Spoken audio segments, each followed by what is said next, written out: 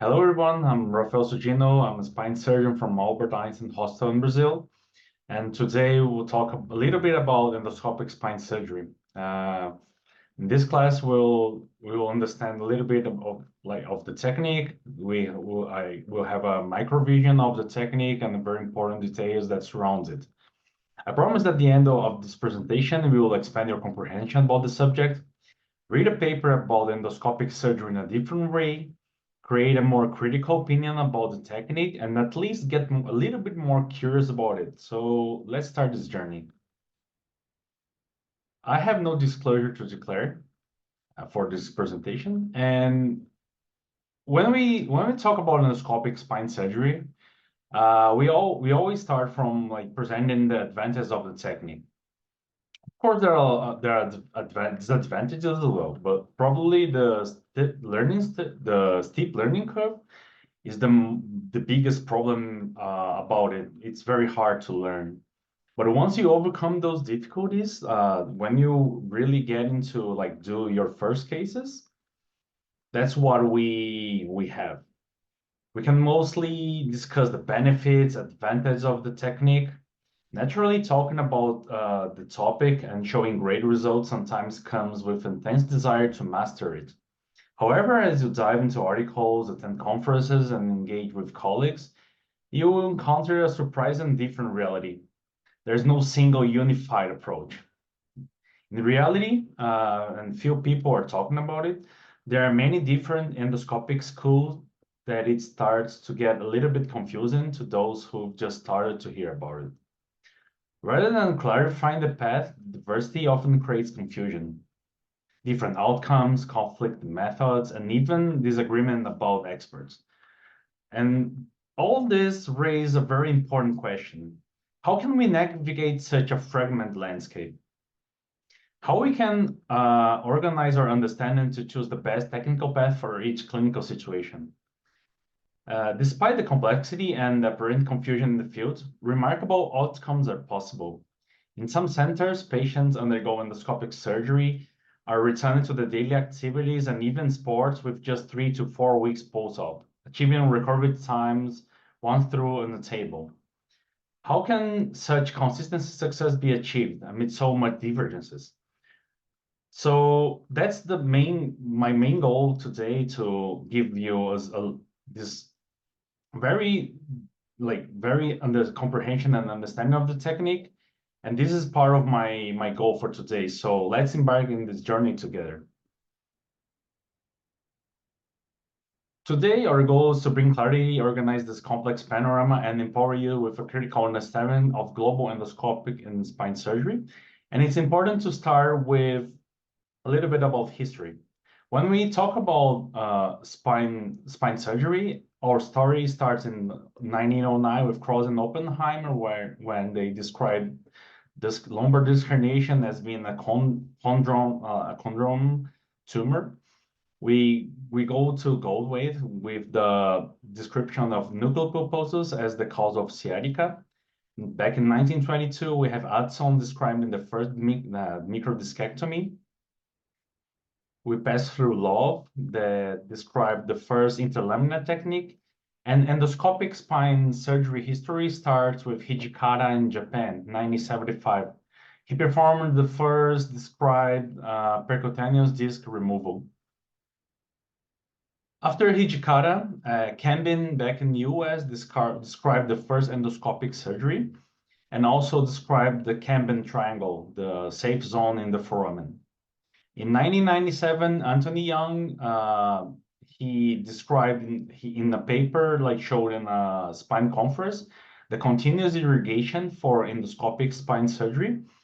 And also, he was one of the most important persons in the world to develop even more the transforaminal technique. In 2006, Sebastian Rutten in Germany described the interlaminar endoscopic technique, and he's considered the father of the interlaminar technique all around the world. When we check those characters for endoscopic spine surgery, we have then Hijikata describing his experience back in 1989. We go to Cambin, where he developed the endoscopic foraminal spine technique. He developed it, and from his paper, we can see those who've seen like the technique or some classes. The entry point is practically the same as we do in the time in the current present. Instruments are pretty much very similar to the ones we have nowadays. And this is the view he used to have. Like that's the view of the surgery that's in his paper. Anthony Young presented in 1997 the continuous irrigation concept. He's also one of the biggest developers of the technique, foraminal technique for lumbar disc herniations. And he also developed some very interesting concepts like the blue methylene to differentiate the disc herniation when performing the surgery. That's the image in his right. Nowadays, it's barely used in most schools. Some surgeons still do it, but we've seen like with time that this practice started to fall down a little bit. And we can see like the vision because of continuous irrigation is much better. Then after introducing the irrigation, the visualization becomes very, very nice and clearer to distinguish what is the disc herniation, what is the nerve root, and make the procedures even safer.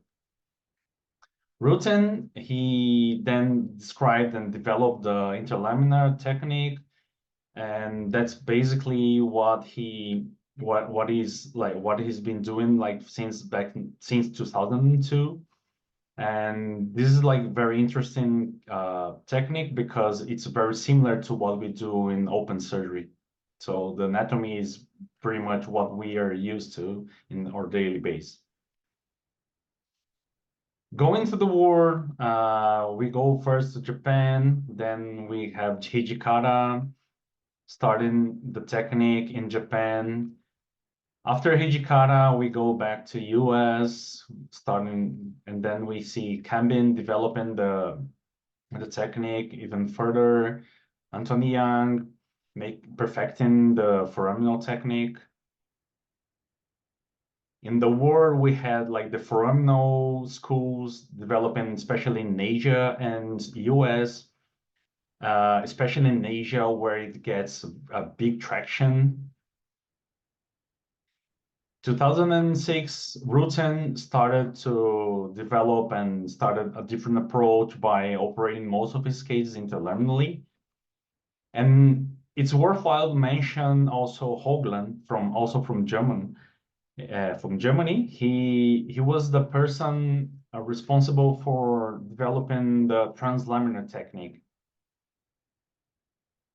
When we get this geographic panorama, we can see we have like three different regions operating like endoscopic school in different like approaches. Asian and American schools mostly performing foraminal technique.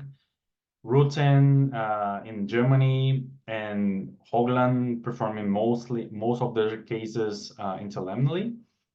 And in practice, this creates a problem that is like sometimes all this diversity creates confusion in practice. And why does this happen? The first thing is because selection of cases. Different regions prioritize different surgical indications and also like different techniques for the same problem. Another point is technical variations. Approaches vary by entry portals. Some people do a uniportal, some people do biportal. Instrumentation is also different and surgical maneuvers. In practice, it gives surgeons more power to operate the cases depending on the approach. And also definition of success. In some regions, success is defined by different parameters. So all of this create this confusion in between like schools when talking about endoscopic surgery. And without understanding these variables, comparing results or adopting external practice, it can lead to misinterpretation and suboptimal outcomes. We have to get a point of maturity in which the first thing we should consider when reading a paper about endoscopic surgery is which spine school is the surgeon talking about? Which technique is he showing the results from?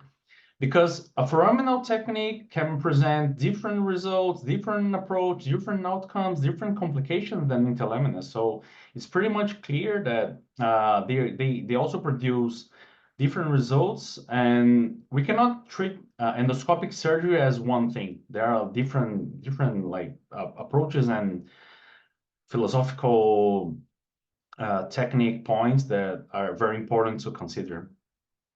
And how can we find clarity? First, we need to recognize that this such a variety exists, and diversity is not a flaw; it's just richness. Each approach is grounded in valid historical and technical context.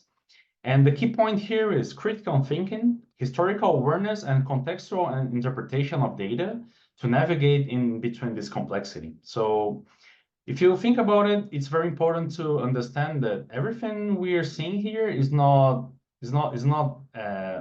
just points we're just showing. It's very important to understand that everything here has its historical issue, historical like development, and it's all good to enrich the discussion even further.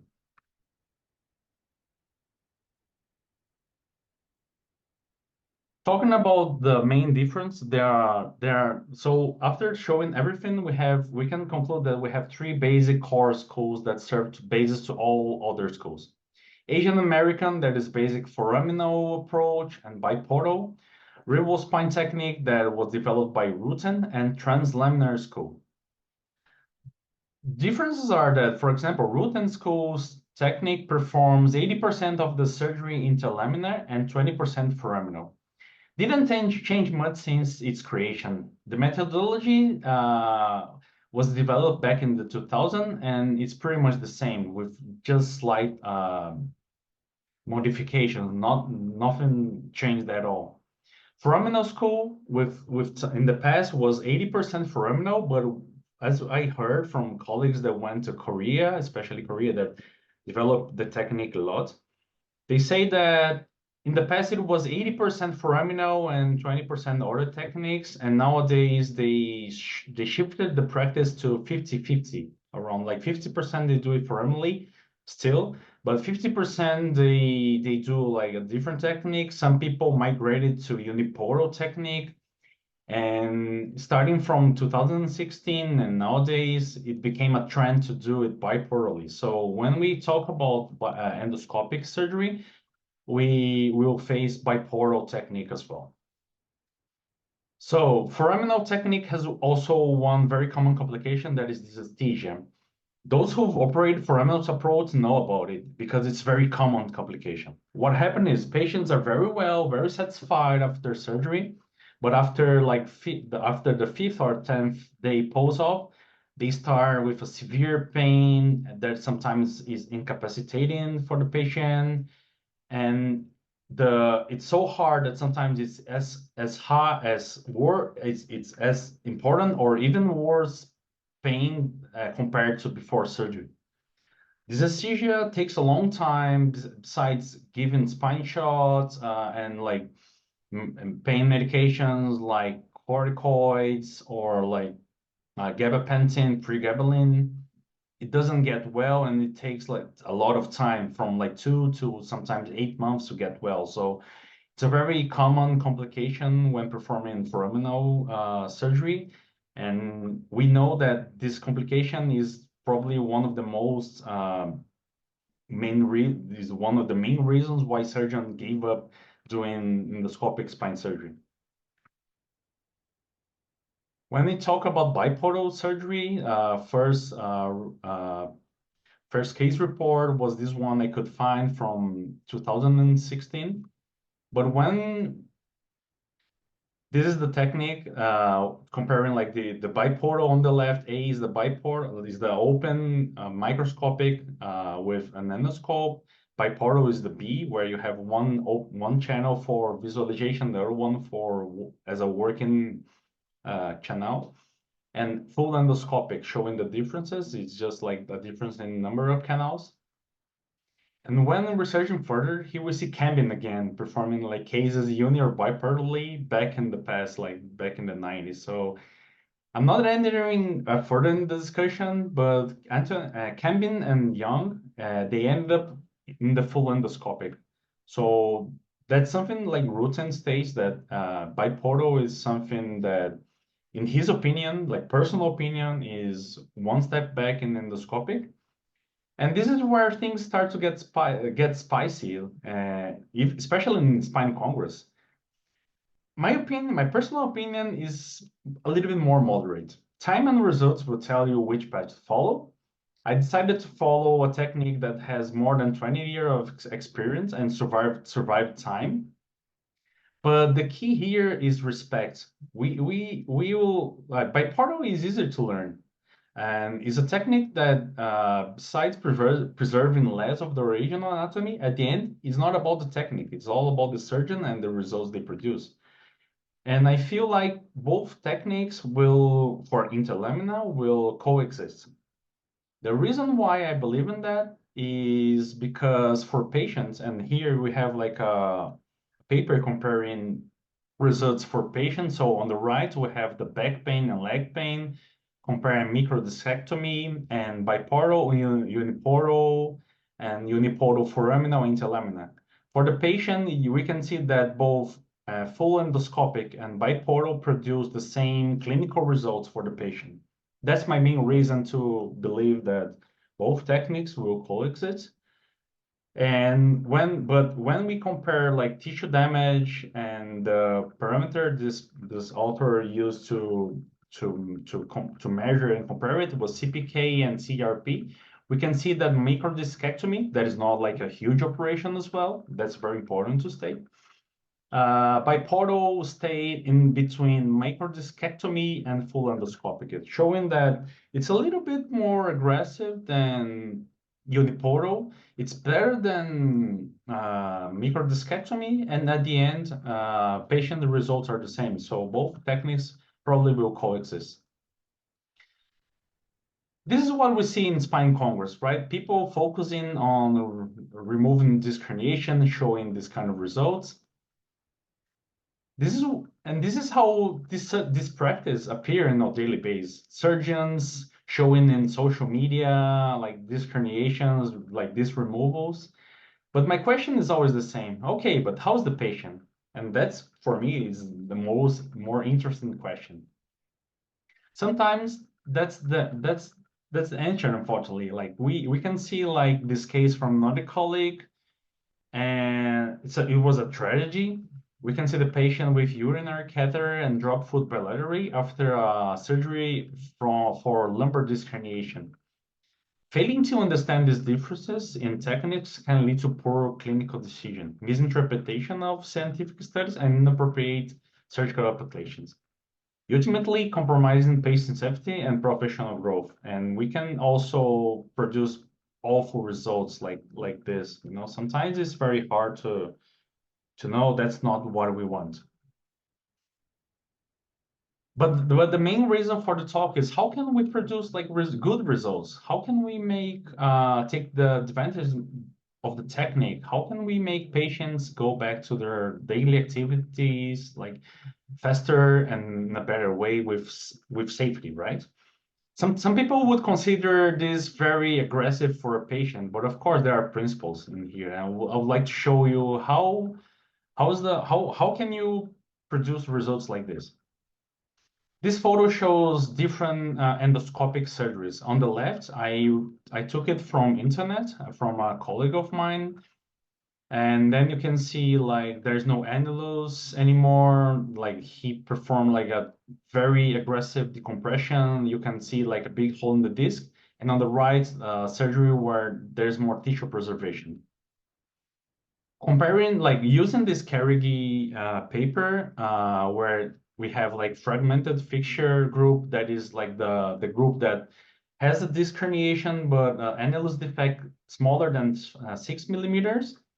You have like a 1% recurrence rate of persistent sciatica. And in the fragment defects group, that is like when you have a annular defect bigger than 6 millimeters, you have a 27%. And sometimes what we've been doing in endoscopic spine surgery is we are taking the patient from one group that is safe, that is in 1% of recurrent sciatica, to a group that has like 27% risk of sciatica. So what you do in surgery also matters. This is comparing like in the left you have a photo from biportal technique taken also from a friend of mine, showing that there's like a big tissue removal, and in the uniportal you can preserve more the tissues in there. And that's how you can produce results like this, by preserving motion, by using literature available in your favor. This is the case of the patient. We can remove a lot of, even with small holes in the disc, a small, a very small destruction of soft tissues that are surrounding, like up to until we get to the spine. We can remove a lot of disc, and through a small incision in the back. So it's always possible. This case is very interesting also because it was a 270-degree disc herniation. I removed this I've already removed ventral disc fragmentation, and we could see dorsal fragment in the spine as well. And after I removed the dorsal fragment, I inspected it a little bit further. This would be impossible. That's the annular defect, where I removed the ventral disc herniation. Then I inspected it further where the dorsal fragment was, and for my surprise, I could find another fragment. This would be like probably something I wouldn't do it, or I would have to pay more attention to the case when performing open surgery. I could remove the disc herniation better. This is a very interesting case. And when I went back to the pre-op MRI, I couldn't really predict this would happen. Maybe in the top right, top left image, I could see there's like some disc herniation, but it didn't call my attention, neither the radiologist. So just to show that endoscopy could help you also get a big visualization without necessarily destroying more soft tissue. This is another thing people are showing in their cases in Congress, but I feel like it's a mistake in the step-by-step of the technique. That is the total facet resection. That's not what we're supposed to do. This is a case that was operated from a colleague as well. And it can happen in both interlaminar or foraminal approach. We can have like this kind of very aggressive and that facet amputation that can lead to instability. That could also produce bad results. It's not part of the technique, but the execution of the technique is a problem. And here are some more examples showing like how aggressive we can get through a 7 millimeter cut in the skin.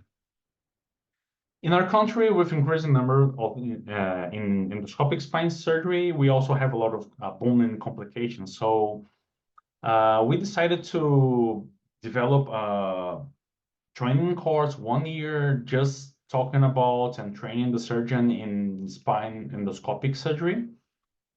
We developed a 1 year training program with theoretical and practice training in order to shorten the learning curve for surgeons. We selected one of the core schools based on experience with all techniques and all results in patients. And the question was, can we really shorten the learning curve through like this 1 year course instead of doing short cadaver lab weekend courses that was the standard? And to show like our results, I would like to present first our students. It was data from our last year students. Most of them had no experience at all, or had just a few experience with the technique. You can see on the orange tab where we have like almost no cases, or like less than 10 cases operated. We had like 13 orthos and 17 neurosurgeons. And in the blue chart, we can see their perception about their knowledge in endoscopic surgery. At least most of them, they consider themselves beginners or like having no experience at all. And what we could see during the evolution of the year, we can see that for cases like disc herniations from L5S1 up to higher levels that are harder, our students started to get confident and started their own practice. It happened also that with time, our surgeons started to do not only cases that were disc herniation. They stopped being uh, disc herniation surgeon to become like real endoscopists, doing cases like stenosis, over the top decompressions for like central canal stenosis, and sometimes cervical cases and also thoracic cases. We've already had 56 surgeons trained in the technique. We had from our students 5 thoracic cases. They became surgical proctors. Most of them are now performing surgeries without proctors, and they progressed beyond lumbar disc herniation. They became endoscopic surgeons doing like advanced stenotic cases, hard cases like thoracic ones. And this is one example from our student that performed this calcified disc herniation in the thoracic spine. We could also identify this particular very dangerous profile. There is the high confident and know-it-all student, where this was his self-assessment questionnaire that was contrasted by the professor that was testing him. He wouldn't give him good grades like he gave himself, and at the end he was not approved. So this is one particular profile we find dangerous. There is the surgeon that feels like he's very good at it, he's very skilled, he's ready to do it, but sometimes he's the most dangerous one because he's not ready, and that's when complication starts. So in summary, failing to understand the differences in schools can lead to poor clinical decisions, misinterpretation of scientific studies, and inappropriate surgical applications, ultimately compromising patient safety and professional growth. That can happen as a result of it. However, by critically understanding the historical foundations, the technical nuances and regional context of each school, you develop clinical judgment, practical adaptability, and a solid foundation for surgical excellence. The purpose of this lecture is not to proclaim one technique superior to all others. Rather, it's to equip you with clarity, critical thinking, and the adaptability needed to navigate a diverse and evolving field. Understanding the history, respect the differences, organize your knowledge, transform confusion into clinical wisdom. Get proper training. That's what we would like you to have, and that's the message that I would like to share with you today. Thank you very much.